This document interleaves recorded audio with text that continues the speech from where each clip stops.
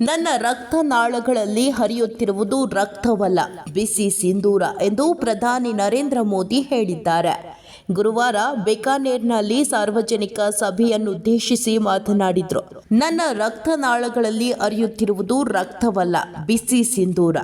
ಈಗ ಮನಸ್ಸು ಶಾಂತವಾಗಿದೆ, ಆದರೆ ರಕ್ತ ಕುದಿಯುತ್ತಿದೆ ಎಂದು ಪಹಲ್ಗಾಮ್ ದಾಳಿಯನ್ನು ನೆನಪಿಸಿಕೊಂಡು ಆಕ್ರೋಶ ಹೊರಹಾಕಿದ್ದಾರೆ. ಭಯೋತ್ಪಾದನೆಯ ವಿರುದ್ಧ ಭಾರತದ ನಿಲುವನ್ನು ಮತ್ತೊಮ್ಮೆ ಸ್ಪಷ್ಟಪಡಿಸಿದ್ರು. ಕೂದಲಿನ ಸಿಂಧೂರವನ್ನು ಅಳಿಸಲು ಬಂದವರು ಧೂಳಾಗಿ ಹೋದರು ಎಂದು ಹೇಳುತ್ತಾ ಪ್ರಧಾನಿ ಮೋದಿ ಭಾರತೀಯ ಸೇನೆಯ ಶೌರ್ಯ ಮತ್ತು ಧೈರ್ಯವನ್ನು ಶ್ಲಾಘಿಸಿದರು. ಪಾಕಿಸ್ತಾನದೊಂದಿಗೆ ಯಾವುದೇ ವ್ಯಾಪಾರ ಅಥವಾ ಮಾತುಕತೆ ಇರುವುದಿಲ್ಲ. ಪ್ರತಿಯೊಂದು ಭಯೋತ್ಪಾದಕ ದಾಳಿಗೂ ಅವರು ಬೆಲೆ ತೆರಬೇಕಾಗುತ್ತದೆ. ಪಹಲ್ಗಾಮ್ ದಾಳಿಯ ನಂತರ ಭಾರತೀಯ ಸೇನೆಯ ಆಪರೇಷನ್ ಸಿಂಧೂರ್ ಕುರಿತು ಮಾತನಾಡಿದ ಪ್ರಧಾನಿ ಮೋದಿ, ಏಪ್ರಿಲ್ 22ರಂದು ನಮ್ಮ ಸಹೋದರಿಯರ ಧರ್ಮವನ್ನು ಕೇಳಿದ ನಂತರ ಅವರ ಸಿಂಧೂರವನ್ನು ತೆಗೆದುಹಾಕಲಾಯಿತು. 140 ಕೋಟಿ ದೇಶವಾಸಿಗಳು ಭಯೋತ್ಪಾದನೆಯನ್ನು ಬೇರು ಸಹಿತ ಕಿತ್ತೊಗೆಯಲು ಸಂಕಲ್ಪ ಮಾಡಿದ್ರು.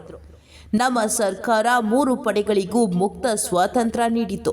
3 ಪಡೆಗಳು ಒಟ್ಟಾಗಿ ಪಾಕಿಸ್ತಾನವನ್ನು ಶರಣಾಗುವಂತೆ ಒತ್ತಾಯಿಸಿದವು. ಏಪ್ರಿಲ್ 22ರ ದಾಳಿಗೆ 22 ನಿಮಿಷಗಳಲ್ಲಿ ಪ್ರತ್ಯುತ್ತರ.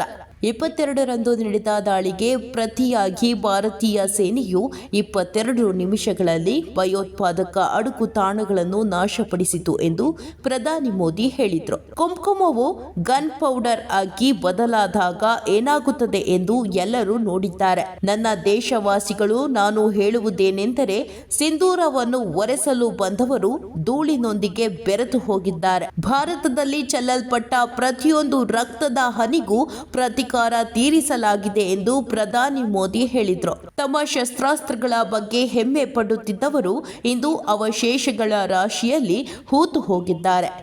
ಭಾರತದ ವಿರುದ್ಧ ನೇರ ಯುದ್ಧದಲ್ಲಿ ಪಾಕಿಸ್ತಾನ ಎಂದಿಗೂ ಗೆಲ್ಲಲು ಸಾಧ್ಯವಿಲ್ಲ ಎಂದು ಪ್ರಧಾನಿ ಮೋದಿ ಹೇಳಿದರು. ಅವನು ಹೋರಾಡಿದಾಗಲೆಲ್ಲ ಸೋಲನ್ನು ಎದುರಿಸಿದ್ದಾರೆ. ಇನ್ನು ಮುಂದೆ ಪಾಕಿಸ್ತಾನದೊಂದಿಗೆ ವ್ಯಾಪಾರ ಅಥವಾ ಮಾತುಕತೆ ಇರುವುದಿಲ್ಲ ಎಂದು ಪ್ರಧಾನಿ ಮೋದಿ ಹೇಳಿದರು.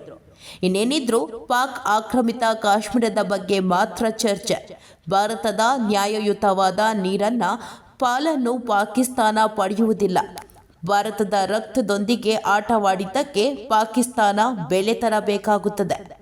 ಅದಕ್ಕಾಗಿಯೇ ಪಾಕಿಸ್ತಾನವು ಭಾರತದ ವಿರುದ್ಧ ಹೋರಾಡಲು ಭಯೋತ್ಪಾದನೆಯನ್ನು ಅಸ್ತ್ರವನ್ನಾಗಿ ಮಾಡಿಕೊಂಡಿದೆ. ಸ್ವಾತಂತ್ರ್ಯದ ನಂತರ ಕಳೆದ ಹಲವಾರು ದಶಕಗಳಿಂದ ಇದು ನಡೆಯುತ್ತಿದೆ. ಪಾಕಿಸ್ತಾನ ಭಾರತದಲ್ಲಿ ಭಯೋತ್ಪಾದನೆಯನ್ನು ಹರಡುತ್ತಿತ್ತು, ಮುಗ್ಧ ಜನರನ್ನು ಕೊಲ್ಲುತ್ತಿತ್ತು, ಭಯದ ವಾತಾವರಣವನ್ನು ಸೃಷ್ಟಿಸುತ್ತಿತ್ತು. ಆದರೆ ಪಾಕಿಸ್ತಾನ ಒಂದು ವಿಷಯವನ್ನು ಮರೆತಿದೆ. ಈಗ ಭಾರತ ಮಾತೆಯ ಸೇವಕ ಮೋದಿ ಇಲ್ಲಿ ತಲೆ ಎತ್ತಿ ನಿಂತಿದ್ದಾರೆ. ಮೋದಿ ಅವರ ಮನಸ್ಸು ಶಾಂತವಾಗಿರುತ್ತದೆ, ಆದರೆ ಅವರ ರಕ್ತ ಬಿಸಿಯಾಗಿ ಹರಿಯುತ್ತದೆ. ಈಗ ಮೋದಿಯ ರಕ್ತನಾಳಗಳಲ್ಲಿ ಹರಿಯುತ್ತಿರುವುದು ರಕ್ತವಲ್ಲ, ಬದಲಿಗೆ ಬಿಸಿ ಸಿಂಧೂರ ಎಂದು ಪಾಕ್ಗೆ ಎಚ್ಚರಿಕೆ ನೀಡಿದ್ದಾರೆ.